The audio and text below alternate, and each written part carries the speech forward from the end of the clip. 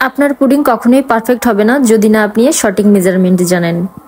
আজকের রেসিপি দেখে যদি আপনি পুডিং বানান তাহলে কথা দিচ্ছি প্রথমবারেই আপনি সফল হবেন। তার জন্য কিন্তু ভিডিওটি আপনাকে না টেনে সম্পূর্ণ দেখতে হবে। তাহলে চলুন কথা না বাড়িয়ে রেসিপিতে চলে যাই। তবে যাওয়ার আগে সবাই আমার চ্যানেলটি অবশ্যই সাবস্ক্রাইব করে দিবেন। এখানে আমি হাফ কেজির একটু বেশি পরিমাণ দুধ নিয়েছি। প্রথমে আমি দুধটাকে জাল করে অর্ধেক করে নেব, বা অর্ধেকের থেকেও একটু কম। যদি আপনি একটু বেশি মজাদারভাবে তৈরি করতে চান তাহলে দুধটা যতটা সম্ভব পারবেন শুকিয়ে নেবেন। আর যদি একটু পাতলা করে খেতে চান তাহলে দুধটা অর্ধেক কমিয়ে নিলেই হবে। শুধু যদি জাল দেন তাহলে কিন্তু দুধটা পরিমাণেই কমবে, ঘনত্বটা বাড়বে না। তার জন্য কিন্তু আপনাকে মিডিয়াম টু লো আঁচে রেখে এভাবে অনবরত নাড়াচাড়া করে নিতে হবে, তাহলে কিন্তু দুধটা ঘন হবে। এতে করে সর পড়বে না এবং দুধটার ঘনত্ব বজায় থাকবে। আপনি চাইলে প্রথমে একটা বলক ওঠার পরেও এভাবে দুধটাকে নামিয়ে রাখতে পারেন। সেক্ষেত্রে আপনার ডিমের পরিমাণটা বেশি লাগবে। যদি আপনার 1 কেজি দুধ হয়, জাল করে অর্ধেক কমিয়ে নেওয়ার পরেও আপনার 4টা ডিম লাগবে। আর যদি আপনার হাফ কেজি দুধ হয় সেক্ষেত্রে ডিমের সাইজ অনুযায়ী 2 থেকে 3টা ডিমও লাগতে পারে। প্রায় 10-12 মিনিট এভাবে অনবরত নাড়াচাড়া করে আমি কিন্তু এই দুধটাকে শুকিয়ে নিয়েছি। দেখতে পাচ্ছেন দুধটা কিন্তু শুকিয়ে গেছে। এখন গ্যাসের চুলাটা অফ করে দিয়ে দুধটাকে আমি পুরোপুরি ঠান্ডা করে নেব। গরম অবস্থায় কিন্তু পুডিংটা একেবারেই সেট করা যাবে না, তার জন্য দুধটাকে সম্পূর্ণরূপে ঠান্ডা করে নিতে হবে। দেখতে পাচ্ছেন দুধের ঘনত্বটা। আর এভাবে পুডিং তৈরি করলে কিন্তু বেশ মজাদার হয়। এখন এখানে আমি আরেকটা ডিশ নিয়ে নিয়েছি। দেখতে পাচ্ছেন সামান্য পানি দিয়ে নিয়েছি। প্রথমে আমি এখানে ক্যারামেলটা বানিয়ে নেব। দিয়ে দিচ্ছি প্রায় 3 টেবিল চামচের মতো চিনি। চিনিটা আপনি আপনার স্বাদ অনুযায়ী দিবেন। যদি চিনিটা একটু বেশি খেতে চান তাহলে এই পর্যায়ে বা এরপরে যখন পুডিংটা সেট করবেন সেখানেও চিনিটা বেশি দিতে পারেন। চুলা রাসটা এখানে লোতে রেখে আমি ক্যারামেলটা সেট করে নিচ্ছি।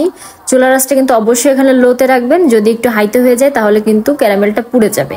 আর অপেক্ষা করবেন আপনার নির্দিষ্ট কালার আসা পর্যন্ত। আপনি যদি একটু বেশি ডার্ক কালার চান সেক্ষেত্রে আপনাকে একটু বেশি সময় ধরে ক্যারামেলটা তৈরি করতে হবে। আর যদি আমার মতো লাইট কালার চান তাহলে অল্প অবস্থাতেই এটাকে নামিয়ে ফেলা যাবে। ক্যারামেলটা তৈরি হয়ে গিয়েছে। আমি এই অবস্থাতেই গ্যাসের চুলাটা অফ করে দিচ্ছি। আমি আসলে একটু পাতলা কালারই চাচ্ছিলাম। আর হ্যাঁ, আপনাকে কিন্তু এই গরম থাকা অবস্থাতেই আপনাকে বাটিতে সেট করে নিতে হবে, যে বাটিতে আপনি পুডিংটা তৈরি করতে যাচ্ছেন।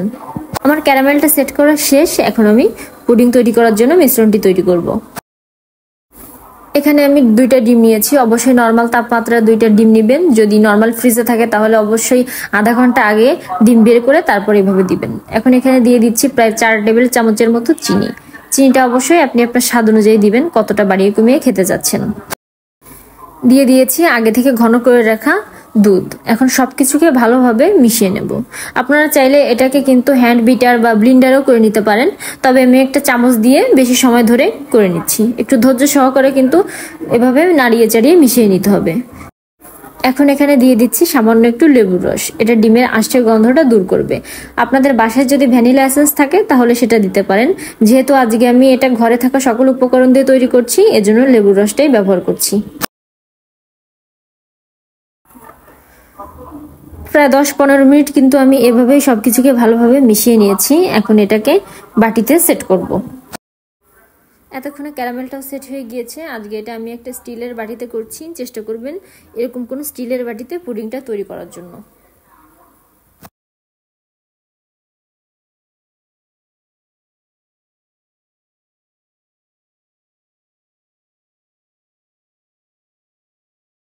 পুডিংটা দিয়ে অবশ্যই কিন্তু একটা ঢাকনা দিয়ে দিবেন, না হলে কিন্তু এটা সেট করার সময় ভিতরে পানি ঢুকে যাবে। এখন চুলায় আমি একটা কড়াই বসিয়ে নিয়েছি। কড়াইতে দিয়ে দিচ্ছি একটা ন্যাকড়া। এর উপরে আমি বাটিটা রাখবো, তাহলে যখন পুডিংটা সেট হবে বাটিটা নড়াচড়া করবে না। এখন বাটিটাকে এর উপর বসিয়ে দিচ্ছি। কড়াইতে এবার পানি দিয়ে দিচ্ছি। খেয়াল রাখবেন যেন পানিটা যেন বাটির মাঝ বরাবর সমান হয় বা তার থেকে একটু কম, কোনোভাবে যেন এর উপরে পানিটা না আসে। তাহলে যখন পানিটা ফুটতে শুরু করবে তখন কিন্তু বাটিতে পানি ঢুকে যাওয়ার সম্ভাবনা থাকবে। এখন একটা ঢাকনা দিয়ে ঢেকে চুলার আঁচ মিডিয়াম টু লোতে করে দেবো। আর হ্যাঁ, 25 থেকে 30 মিনিট আপনাকে মিডিয়াম টু লো আছে এভাবে রেখে পুডিংটা তৈরি করতে হবে। তাহলে কিন্তু আপনি শিওর থাকতে পারবেন যে আপনার পুডিংটা পুরোপুরি কুক হয়ে গেছে। ফিরে এসেছি প্রায় 25 মিনিট পরে। এখানে একটা কথা বলে রাখি, আমি মাঝ পর্যায়ে বাটির নিচে থেকে কাপড়টা তুলে নিয়েছিলাম, কারণ ওইটা থেকে অনেক রং বের হচ্ছিল। এখন আমি বাটিটাকে ঠান্ডা করতে দিয়ে দিব। আপনারা চাইলে পর্যায়ে চেক করে দেখতে পারেন যে পুডিংটা হয়েছে কিনা। তবে আমি শিওর 25 মিনিট থেকে 30 মিনিট রাখলে পুডিংটা পুরোপুরি সেট হয়ে যায়।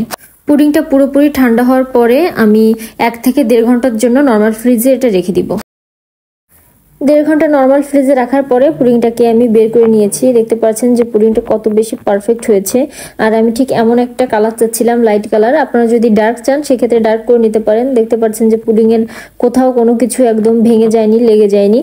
আজকের রেসিপিটা যদি ভালো লেগে থাকে তাহলে কিন্তু অবশ্যই একটা লাইক কমেন্ট করে আমার পাশে থাকবেন।